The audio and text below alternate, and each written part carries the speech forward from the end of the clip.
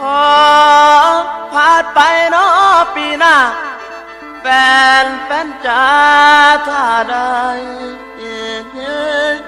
บ่ปีนี้อายบ่พร้อม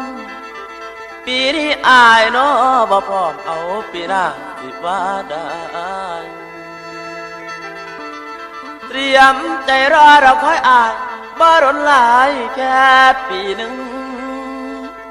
บอกพ่อแม่ว่าอย่าพึ่งเอาปีหน้ากับบ่สายขอแต่น้องรักอายขอแต่อายรักน้องทั้งสองฝ่ายเสมอกัน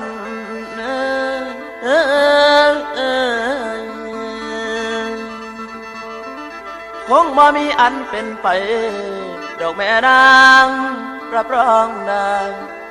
ดอกแม่นาง